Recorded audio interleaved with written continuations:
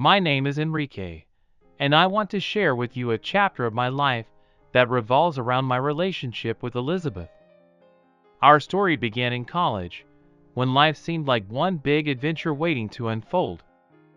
We first met Elizabeth at a campus event, a chance meeting that would change both of our lives.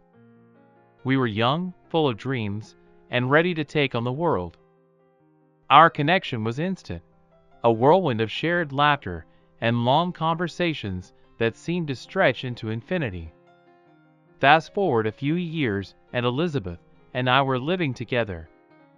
5 years of shared laughter, adventures, and navigating the ups and downs that life had in store for us. They were some of the best years of my life. The turning point came when our daughter was born. As I held her in my arms, I felt a surge of emotions that words could hardly describe. Elizabeth and I were now parents, responsible for nurturing this tiny life. Little did we know that this new journey would test our strength and love in ways we never anticipated. As our daughter grew, Elizabeth began to go through some difficult times. She fell into a state of depression that left me feeling helpless. It was hard to watch her struggle, and I knew I had to do something to help her regain her spark.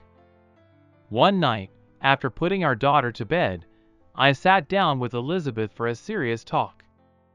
"Elizabeth," I began, my heart pounding, "I can see that you're going through a difficult time. I love you more than words can express, and I want to see you happy and full of life again. How about taking a little break? A retreat, just for you, to recharge and find some peace?" She looked at me, her eyes filled with a mixture of surprise and gratitude. "Enrique, do you really think this could help?" she asked, her voice trembling with uncertainty. "I really think it could," I replied, holding her hand. "And don't worry about me and our daughter. We'll be fine here." After a little more discussion, she agreed. It wasn't easy to say goodbye to her, but I knew it was the right thing to do. I took on the role of primary caregiver, juggling work, parenting, and housework. It was challenging, but it also gave me a new appreciation for the strength that mothers possess. When Elizabeth returned from her retreat, the transformation was incredible. Her eyes sparkled with new energy, and her smile was contagious. "Enrique," she said, hugging me tightly, "thank you for encouraging me to take this retreat. I feel like I've found a part of myself that was lost." And from that point on, our journey continued with a newfound sense of unity. We learned that sometimes giving each other space and time for self-care can work wonders. Elizabeth's resilience and willingness to face her struggles head-on only made me admire and love her more. I was home on my day off. Elizabeth had taken her daughter for a walk in the park. There was a knock at the door. When I opened it, I saw a man standing in the doorway. He asked me right away, "Are you Enrique?" I said yes. Then he continued, "I need to talk to you. Elizabeth and I are in love.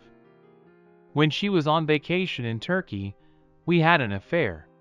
We spent many nights in each other's arms. I asked her to marry me, but she refused. She said she couldn't leave Enrique like that. So she can't afford a serious relationship right now. I understand how difficult this is for you, and I'm sorry for your loss. Everything will be fine. I'm not a poor man, and I'm even willing to hire a nanny for your child." I was shocked by these words. I said, "Are you out of your mind? What nanny? What compassion?" It turned out his name was Tom.